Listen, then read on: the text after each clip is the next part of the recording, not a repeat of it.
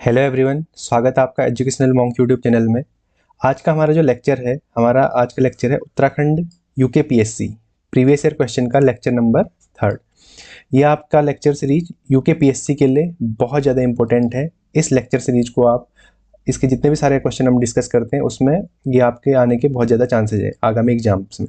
ठीक है, इसमें हम क्या करते हैं, 10 क्वेश्चन करते हैं और साथ में उसके जो ऑप्शंस हैं उनको डिस्कस करते हैं और साथ में जितने प्रोबेबल क्वेश्चन हैं उनको भी देखते हैं। ये आपके आगामी एग्जाम जितने भी यूकेपीएससी कराता है, upper PCS, lower PCS, RO RO और सबऑर्डिनेट सर्विसेज के जितने भी सारे एग्जाम होते हैं उनके लिए बहुत ज़्यादा इंपॉर्टेंट है। इसमें हम उत्तराखंड राज्य संबंधित तथ्यों को देखते हैं। इसको आपको इस रेफरेंस के लिए यूके ट्रिपल एससी के लिए भी ले सकते हैं। साथ में मैंने यूके ट्रिपल एससी के लिए प्लेलिस्ट बना रखी है, उसको भी आप वॉच कर सकते हैं। तो आज के लेक्चर की शुरुआत करते हैं आज के पहले क्वेश्चन से।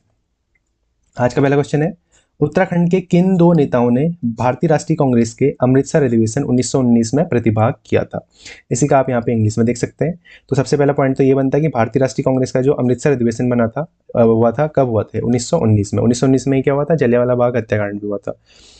तो इसमें दो लोगों ने प्रतिभाग करा था। कौन कौन थे? एक तो थे आपके अनुसुईया प्रसाद बहुगुणा जी और दूसरे कौन थे? बैरिस्टर मुकुंदीलाल जी। ठीक है, तो इस क्वेश्चन का राइट आंसर क्या हो जाएगा? Option number A. इसी के साथ इन्होंने क्या करा था, इन दोनों ने मिलके गढ़वाल कांग्रेस कमेटी की स्थापना करी थी। कब करी थी? ऑप्शन पॉज करके आप आंसर करने की कोशिश कीजिए। 1918 में करी थी गढ़वाल कांग्रेस कमेटी की स्थापना। अगला क्वेश्चन देखते हैं। गांधी जी के आदेश पर सरोजिनी नायडू के नेतृत्व में गुजरात के धरसाना नामक स्थान पर नमक डिपो पर धरना देने वालों में से उत्तराखंड के कौन से एकमात्र व्यक्ति थे? इसी का यहाँ पे आप इंग्लिश में देख सकते हैं। तो गांधी जी के आदेश पर नमक सत्याग्रह हुआ था। सबसे पहला क्वेश्चन तो ये बनता है कि नमक सत्याग्रह कब हुआ था? नमक सत्याग्रह हुआ था आपका, बेसिकली गांधी जी ने क्या करा था, दांडी मार्च यानी कि दांडी यात्रा निकाली थी। कहाँ से कहाँ? साबरमती से दांडी तक। तो नमक सत्याग्रह हुआ था आपका 1930 में। और कब हुआ था? दांडी मार्च जब इन्होंने खत्म करा था उसी के बाद नमक सत्याग्रह बेसिकली उसी से संबंधित है। तो दांडी मार्च आपका हुआ था। इसकी डेट भी पूछी जाती है, कब से कब तक? 12 मार्च 1930 से लेके कब तक चला था? 5 अप्रैल 1930 तक। 12 मार्च से 5 अप्रैल 1930 तक क्या हुआ था? दांडी मार्च चला था आपका। तो इस दांडी मार्च के दौरान इसमें कौन थे? गांधी जी के साथ 78 अनुयायी थे। 78 अनुयायियों में से उत्तराखंड से कौन कौन थे? ये भी क्वेश्चन बन जाते हैं। उत्तराखंड से कौन कौन थे? उत्तराखंड से थे भैरव दत्त जोशी, वीर खड़ग बहादुर या गोरखा वीर खड़ग बहादुर बोला जाता है। भैरव दत्त जोशी, वीर खड़ग बहादुर और तीसरे कौन थे? ज्योतिराम कांडपाल। और यही ज्योतिराम कांडपाल ने फिर क्या करा था, जो नमक डिपो पर धरना देने की बात आई थी दरसाना में सरोजिनी नायडू के नेतृत्व में, ये भी कौन थे? आपके ज्योतिराम कांडपाल जी थे। और इन तीन लोगों ने उत्तराखंड से भाग दिया था। किसमें? नमक सत्याग्रह में इन तीन लोगों ने भाग लिया था। अच्छा, ज्योतिराम कांडपाल से एक और चीज इंपॉर्टेंट है, इन्होंने क्या करा था? देघाट में उद्योग मंदिर की स्थापना करी थी। एक क्वेश्चन ये बन जाता है कि देघाट में उद्योग मंदिर की स्थापना किसने करी थी? ज्योतिराम कांडपाल ने करी थी। इसमें गांधी जी क्या 100 रुपया इसका अंशदान दिया करते थे, तो उसकी हेल्प से उद्योग मंदिर चलाया जाता था। देघाट यानी कि अल्मोड़ा के देघाट में उद्योग मंदिर की स्थापना करी थी। और इसी नमक सत्याग्रह के दौरान एक झंडा सत्याग्रह भी हुआ था। झंडा सत्याग्रह चला था उत्तराखंड में। तो इसके दौरान क्या हुआ था? अल्मोड़ा के नंदा देवी परिसर में एक विशाल सभा का आयोजन किया था। ये किसने किया था? ये क्वेश्चन बन जाता है। ये कौन थे? विक्टर मोहन जोशी। इनका नाम भी आपको याद रखना है। झंडा सत्याग्रह के दौरान अल्मोड़ा की नंदा देवी में विशाल सभा का आयोजन किसने करा था? विक्टर मोहन जोशी ने। तो इस तरीके से हमने ये क्वेश्चन देखा। अगला क्वेश्चन देखते हैं। कुमाऊं में धान की रोपाई के साथ किस लोकगीत का संबंध है? ठीक है, धान की रोपाई के साथ साथ एक लोकगीत गाया जाता है। तो इस लोकगीत का नाम क्या है? इसको आपके पास पता होना चाहिए। हुड़किया बॉल। इसमें क्या होता है, एक व्यक्ति हुड़किया बॉल यानी कि हाथ में एक इस तरीके का, ठीक है, डमरू जैसा होता है, ठीक है, उसको पकड़ के गाने गाते हैं और साथ में जो भी खेत में काम करने वाले लोग होते हैं वो धान की रोपाई करते हैं। तो हुड़किया बॉल। अच्छा, और ये झोड़ा, भगनौल और न्यौली है, ये किस तरीके के गीत है? इसमें ये भी सारे गीत ही हैं। ठीक है, झोड़ा जो है, झोड़ा बेसिकली आपका माघ के महीने में झोड़े गाए जाते हैं। ठीक है, और जो भगनौल और न्यौली गीत है ये आपके एक तरीके से प्रेम प्रधान गीत है। ये भगनौल और न्यौली, इसमें स्त्री पुरुष दोनों अपने प्रेम का वक्तव्य करते हैं या व्याख्यान करते हैं। ठीक है, इस तरीके से ही हो गया। अगला क्वेश्चन देखते हैं, निम्नांकित में से कौन पंच केदारों में शामिल नहीं है। देखो क्वेश्चन में क्या पूछ रहा है, कौन से शामिल नहीं है, इस पर आप ध्यान देना है आप कीवर्ड पे। तो पंच केदार कौन कौन से हैं और कौन कौन से नहीं है। तुंगनाथ है, बागनाथ नहीं है, रुद्रनाथ है, मधमेश्वर भी है। तो कौन सा इसका राइट आंसर हो गया, कौन सा नहीं है पूछा है, बागनाथ नहीं है। अब देख लेते हैं पंच केदारों के बारे में कुछ और फैक्ट। ठीक है, एग्जाम में क्वेश्चन बनते हैं तो इनसे भी देख लेते हैं। तो सबसे पहला केदार माना जाता है केदारनाथ, दूसरे नंबर का तुंगनाथ, इनका आपको सीक्वेंस भी याद होना चाहिए। तीसरे नंबर में मधमहेश्वर, चौथे नंबर में तुंगनाथ, पंचम केदार माना जाता है कल्पेश्वर। इसमें से केदारनाथ और तुंगनाथ जो है ये आपके आते हैं रुद्रप्रयाग डिस्ट्रिक्ट में। रुद्रप्रयाग डिस्ट्रिक्ट में केदारनाथ, तुंगनाथ और मधमहेश्वर ये तीनों आपके आते हैं रुद्रप्रयाग डिस्ट्रिक्ट में। और रुद्रनाथ और कल्पेश्वर ये आते हैं आपके चमोली डिस्ट्रिक्ट में। सबसे पहले पॉइंट तो ये पता होना चाहिए। अब कहाँ किसकी पूजा होती है, यहाँ पे भगवान शिव की पूजा होती है, अलग अलग हिस्सों की पूजा होती है। केदारनाथ में होती है कुबड़ यानी कि पीठ की पूजा, भगवान शिव के कुबड़ की पूजा। तुंगनाथ में होती है भुजाओं की पूजा, तुंगनाथ में होती है भुजाओं की पूजा। ऐसे मधमहेश्वर में होती है नाभि की पूजा, भगवान शिव के नाभि की पूजा। और रुद्रनाथ में होती है मुख की पूजा, यानी कि रुद्रावतार मुख होता है ना, ठीक है, उससे। ऐसे कल्पेश्वर में होती है केस की पूजा, या भगवान शिव के अलग अलग शरीर के हिस्सों की पूजा होती है। इसी जो तुंगनाथ है ये आपका कहाँ है, चंद्रशिला, चंद्रशिला शिखर भी यही है। तुंगनाथ से जब थोड़ा सा ऊपर जाते हैं तो चंद्रशिला पीक पड़ती है। और तुंगनाथ मंदिर क्या है, सबसे हाईएस्ट लोकेशन पे मौजूद शिव जी का मंदिर भी है। अगला क्वेश्चन देखते हैं, गोपेश्वर त्रिशूल अभिलेख में किस शासक का नाम उल्लिखित। गोपेश्वर त्रिशूल अभिलेख आपको कहाँ से मिलेंगे, सबसे पहला क्वेश्चन तो ये बनता है, ये आपको चमोली में मिलता है। ठीक है, चमोली के गोपेश्वर नामक स्थान पे रुद्र शिव मंदिर में आपको मिलेंगे गोपेश्वर त्रिशूल लेख। तो गोपेश्वर त्रिशूल लेख में दो लोगों के नाम अंकित हैं, दोनों अलग अलग टाइम पीरियड के हैं। एक है 6वीं सदी के, 6वीं सदी के कौन, नागवंश के थे गणपति नाग, नागवंश के राजा गणपति नाग का उल्लेख है। और इसी के साथ 12वीं सदी, यानी कि 6 का डबल कर लो, 12वीं सदी याद करने के लिए, किसका, अशोक चल्ल का, अशोक चल्ल नामक शासक का उल्लेख है। और क्वेश्चन में क्या पूछा गया है, किसका नाम उल्लेखित है, तो गणपति नाग तो ऑप्शन में नहीं है, तो ऑप्शन में क्या हमारा अशोक चल्ल। तो इस क्वेश्चन का राइट आंसर क्या हो जाएगा, अशोक चल्ल का नाम स्थित। अगला क्वेश्चन देखते हैं, छोपती नृत्य परंपरा उत्तराखंड के किस क्षेत्र से संबंधित है। छोपती नृत्य, छोपती नृत्य जो है यह आपका बेसिकली गढ़वाल का नृत्य है।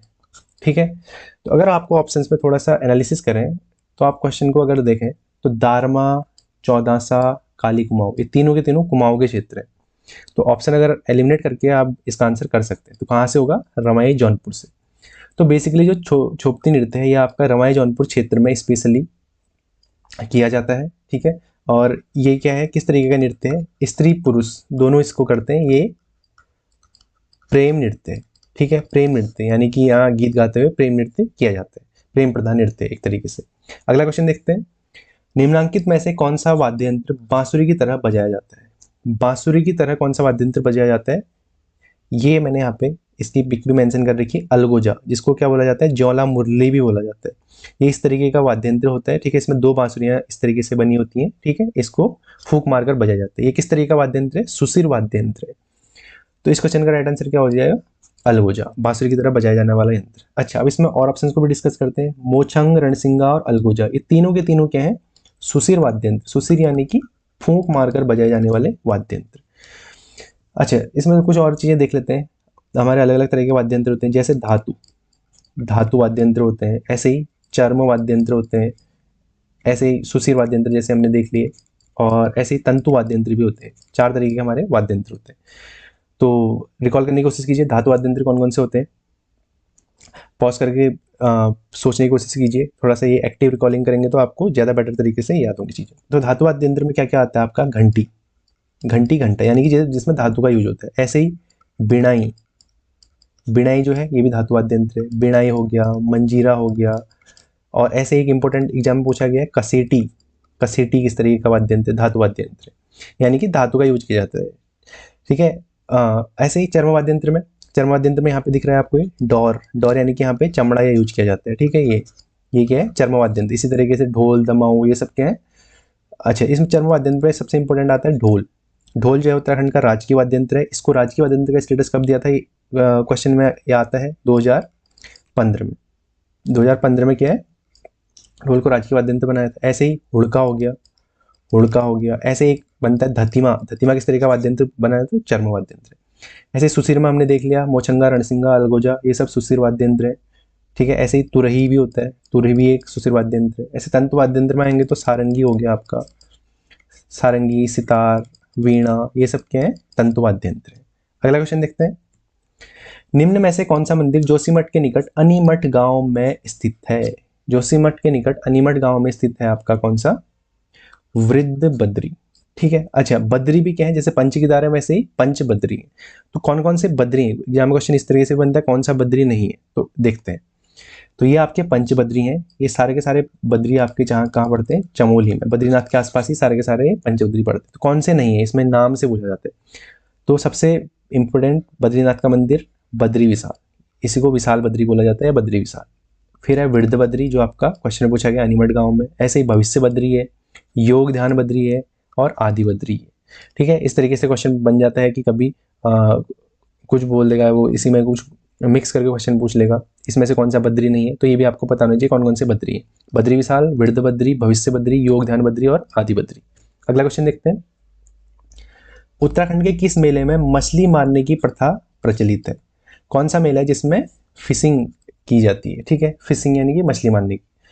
तो इसका राइट आंसर क्या होगा, मौण मेला। मौण मेला जो है ये आपका कहाँ मनाया जाता है, बताइए, पॉज करके आंसर करने की कोशिश कीजिए। ये आपका मनाया जाता है जौनपुर क्षेत्र में। जौनपुर कहाँ है आपका, टिहरी में पड़ता है। तो जौनपुर में अलगाड़ नदी के तट पे मौण मेला का आयोजन किया जाता है। अच्छा, मौण मेले से संबंधित एक तथ्य ये भी है, इसका शुरुआत कब से की गई थी, 1866 ईस्वी से। किसने, कौन से शासक ने, नरेंद्र शाह द्वारा मौण मेले की शुरुआत की गई थी। अच्छा, जो नंदा देवी मेला है ये कहाँ लगता है आपका, ये आपका अल्मोड़ा में लगता है। ऐसे ही चैती मेला ये आपका कहाँ लगता है, काशीपुर में लगता है, बाला सुंदरी मंदिर में काशीपुर में लगता है। ऐसे ही जौलजीबी मेला ये कहाँ लगता है आपका, पिथौरागढ़ में लगता है। ये भी एग्जाम में क्वेश्चन पूछे गए, और जौलजीबी मेले को भी राजकीय मेला घोषित किया गया। अगला क्वेश्चन देखते हैं, गढ़ राजवंश काव्य के रचयिता कौन थे। वो वाज द ऑथर ऑफ गढ़ राजवंश काव्य। गढ़ राजवंश काव्य है यानी कि जो गढ़वाल में परमार शासक थे उनसे संबंधित है। इसके रचयिता थे आपके मौलाराम। ये किसके दरबारी कवि थे, सुदर्शन शाह के दरबारी कवि थे, कौन, मौलाराम। अच्छा, अब इसी से क्वेश्चन, एक इम्पोर्टेंट राइटर है रस्किन बॉन्ड, आपने नाम सुना होगा, बाल साहित्य लिखते हैं रस्किन बॉन्ड। इनकी बुक्स पूछी जाती हैं एग्जाम में, तो इनकी बुक्स बहुत इंपॉर्टेंट है, आपको पता होनी चाहिए। तो कुछ बुक्स हैं इनकी, room on the roof, room on the roof, इसी तरीके से याद रखना, क्योंकि ये बेसिकली ये पैदा शिमला में हुए थे लेकिन ये मसूरी में रहते हैं, और अभी वहीं काफ़ी रिनोन्ड ऑथर हैं, काफ़ी फेमस, बच्चों में काफ़ी लोकप्रिय पर्सनैलिटी हैं Ruskin bond. Room on the roof, the Indian ghost, बच्चों के लिए किताबें लिखते हैं बेसिकली ये, द इंडियन घोस्ट। और इनकी है लंडौर डेज, लंडौर है ना आपका मसूरी के पास में लंडौर जो इलाका पड़ता है, लंडौर छावनी। ठीक है, लंडौर डेज। और इनकी एक आत्मकथा है, बायोग्राफी, ये इंपॉर्टेंट है, Lone Fox, Lone Fox Dancing. Lone Fox Dancing किसकी आत्मकथा है, रस्किन बॉन्ड की बायोग्राफी है या आत्मकथा है। ठीक है, ये इंपॉर्टेंट क्वेश्चन है। और रूम ऑन द रूफ इनकी सबसे फेमस बुक है।